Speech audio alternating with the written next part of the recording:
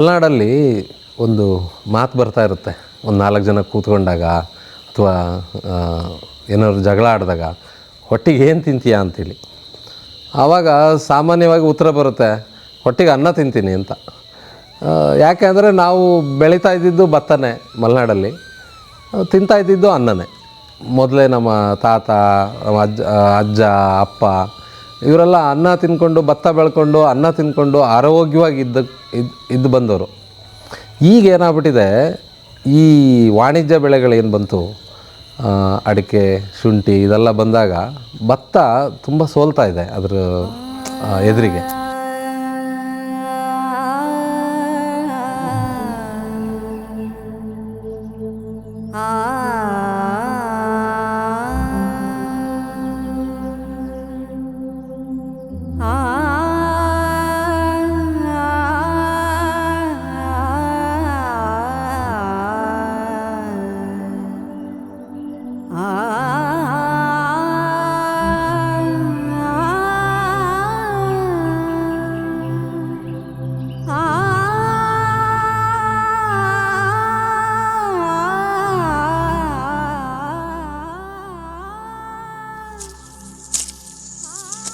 ಎಲ್ಲರಿಗೂ ನಮಸ್ಕಾರ. ನಾನು ನಿಮ್ಮ ರಜನೀಶ್ ನಾವ್ಡ. ಆಹಾರ ಯೂಟ್ಯೂಬ್ ಚಾನೆಲ್ಗೆ ಸ್ವಾಗತ. ಇಂದಿನ ಸಂಚಿಕೆಗೆ ಸುಸ್ವಾಗತ. ಸಾಮಾನ್ಯವಾಗಿ ಮಲೆನಾಡಿನಲ್ಲಿ ಪ್ರಮುಖ ಆಹಾರ ಅಕ್ಕಿಯಾಗಿತ್ತು. ಅಕ್ಕಿಯು ಒಂದು ಏಕದಳ ಸಸ್ಯವಾಗಿದೆ, ಒಂದು ಧಾನ್ಯವಾಗಿದೆ. ವಿಶ್ವದ ಮಾನವ ಜನಸಂಖ್ಯೆಯ ದೊಡ್ಡ ಭಾಗಕ್ಕೆ ಅದು ಅತ್ಯಂತ ಪ್ರಮುಖವಾದ ಅಗತ್ಯದ ಆಹಾರವಾಗಿದೆ. ವಿಶೇಷವಾಗಿ ಭಾರತದ ಕರ್ನಾಟಕ, ಕೇರಳ, ಆಂಧ್ರ ಪ್ರದೇಶಗಳಲ್ಲಿ, ಏಷ್ಯಾ, ದಕ್ಷಿಣ ಏಷ್ಯಾ, ದಕ್ಷಿಣ ಪೂರ್ವ ಏಷ್ಯಾ, ಮಧ್ಯಪ್ರಾಚ್ಯ, ಲ್ಯಾಟಿನ್ ಅಮೇರಿಕಾ ಮತ್ತು ವೆಸ್ಟ್ ಇಂಡೀಸ್ನಲ್ಲಿ ಅದು ಮೆಕ್ಕೆಜೋಳದ ನಂತರ ವಿಶ್ವದ 2ನೇ ಅತಿ ಹೆಚ್ಚು ಉತ್ಪಾದನೆಯಾಗುವ ಧಾನ್ಯವಾಗಿದೆ. ಅದೇನೇ ಆಗಲಿ, ಮಲೆನಾಡಿನಲ್ಲಿ ಅಕ್ಕಿ ಪ್ರಮುಖ ಆಹಾರವಾಗಿತ್ತು. ಇವಾಗ ನಾವು ಅದೇ ಅಕ್ಕಿಯ ವಿಶೇಷ ತಳಿಯಾದ ಕಪ್ಪು ಅಕ್ಕಿಯ ಪಾಯಸ ಮಾಡ್ಕೊಂಡು ಬರೋಣ ಬನ್ನಿ. ಇದಕ್ಕೆ ಬೇಕಾಗುವ ಪದಾರ್ಥಗಳು ನೋಡ್ಕೊಂಬರೋಣ ಬನ್ನಿ. ಕಪ್ಪಕ್ಕಿ, ಬೆಲ್ಲ, ಗೋಡಂಬಿ, ದ್ರಾಕ್ಷಿ, ತುಪ್ಪ, ಏಲಕ್ಕಿ ಪುಡಿ, ಬಾದಾಮಿ ಪುಡಿ. ಅಕ್ಕಿಯ 1 ಪ್ರಮಾಣಕ್ಕೆ 3 ಪ್ರಮಾಣದಷ್ಟು ಹಾಲು. ಮೊದಲು ತುಪ್ಪದಲ್ಲಿ ಇದಿಷ್ಟು ಹುರ್ಕೊಳ್ಳೋಣ. ಗೋಡಂಬಿ, ದ್ರಾಕ್ಷಿಯನ್ನು ಹುರಿದು ಇಟ್ಕೊಳ್ಳೋಣ.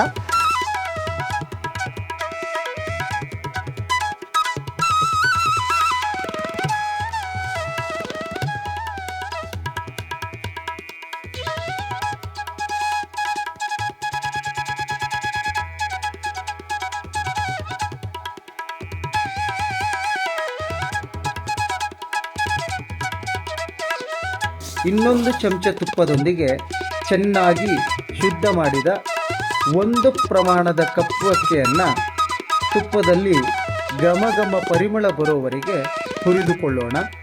ನಂತರ ಇದನ್ನು ಕುಕ್ಕರಿಗೆ ಬೆರೆಸಿ ಬೇಯಲು ಬೇಕಾದಷ್ಟು ನೀರು ಹಾಕಿ ಬೇಯಿಸಿಕೊಳ್ಳೋಣ. ನಂತರ ಆರಿಸಿ ಅದಕ್ಕೆ ಹಾಲನ್ನು ಸೇರಿಸಿ ಚೆನ್ನಾಗಿ ಕುದಿಸಿಕೊಳ್ಳೋಣ. ನಂತರ ರುಚಿಗೆ ತಕ್ಕಷ್ಟು ಬೆಲ್ಲವನ್ನು ಬೆರೆಸಿ ಪರಿಮಳಕ್ಕೆ ಏಲಕ್ಕಿ ಪುಡಿಯನ್ನು ಹಾಕೋಣ. ಕೊನೆಯಲ್ಲಿ ಬಾದಾಮಿ ಪುಡಿಯನ್ನು ಸೇರಿಸಿ ಸಣ್ಣ ಉರಿಯಲ್ಲಿ 2 ನಿಮಿಷ ಕುದಿಸಿಕೊಳ್ಳೋಣ.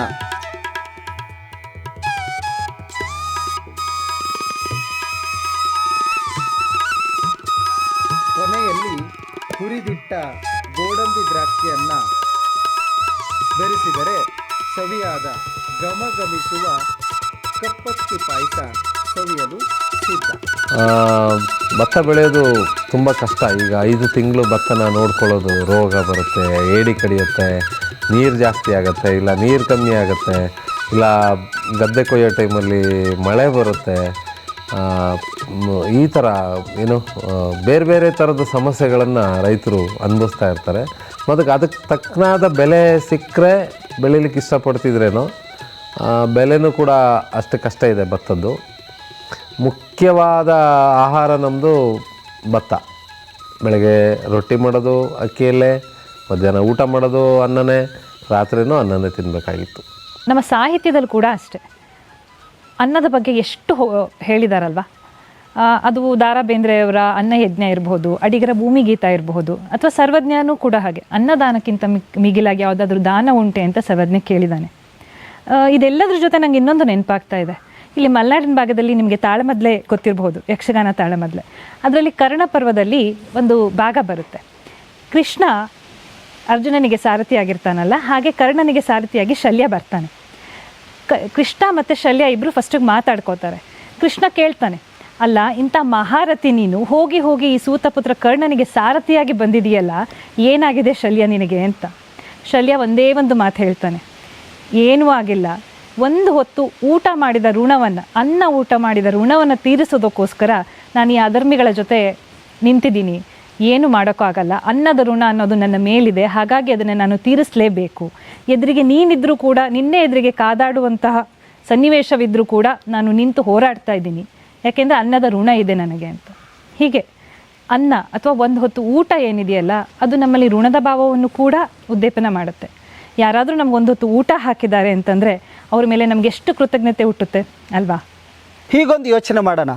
ಮುಂದೊಂದು ದಿನ ನಾವು ಕಾಲವಾಗಿ ಹೋದಾಗ ಸ್ವರ್ಗಕ್ಕೋ ನರಕಕ್ಕೋ ಹೋದ್ವಿ ಅಂತ ಇಟ್ಕೊಳ್ಳಿ. ಅಲ್ಲಿ ಯಮದೂತರು ಬಂದು ಹೊಟ್ಟೆಗೆ ಏನು ತಿಂತಿದ್ಯಪ್ಪ ಅಂತ ಕೇಳಿದಾಗ, ನಾನು ಹೊಟ್ಟೆಗೆ ಅನ್ನ ತಿಂತಿದ್ದೆ ಸ್ವಾಮಿ ಅಂತ ಹೇಳ್ಕೊಳ್ಳೋಕ್ಕೆ ಹೆಮ್ಮೆ ಆಗುತ್ತೆ. ಒಟ್ಟಾರೆಯಾಗಿ ಈ ಅನ್ನ ಅನ್ನೋದೇನಿದೆಯಲ್ಲ, ಅದು ನಮ್ಮ ದೇಹ, ಮನಸ್ಸು, ಆತ್ಮ ಇದೆಲ್ಲದನ್ನು ಉದ್ದೀಪನಗೊಳಿಸುವಂಥ ಶಕ್ತಿ ಇರುವಂಥದ್ದು. ನಾವೆಲ್ಲರೂ ಈ ಅನ್ನದ ಕೂಸುಗಳು. ಮುಂಜಾವದಲಿ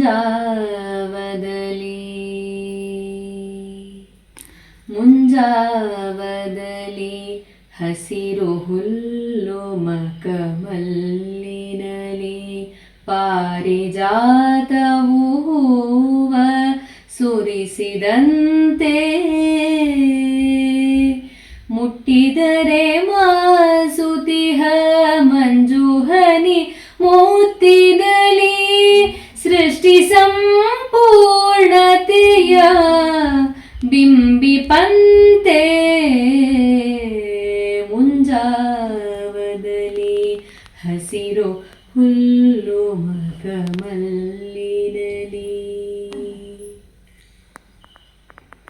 ಮೆಲ್ಲಿದೆಯ ಸವಿಯೊಲುಮೆ ಕರಗಿ ಕಂಬನಿಯಾಗಿ ಹೆಣ್ಣ ಕಣ್ಣಂಚಿನಲಿ ತುಡುಕುವಂತೆ ಮೆಲ್ಲಿದೆಯ ಸವಿಯೊಲುಮೆ ಕರಗಿ ಕಂಬನಿಯಾಗಿ ಹೆಣ್ಣ ಕಣ್ಣಂಚಿನಲಿ ತುಡುಕುವಂತೆ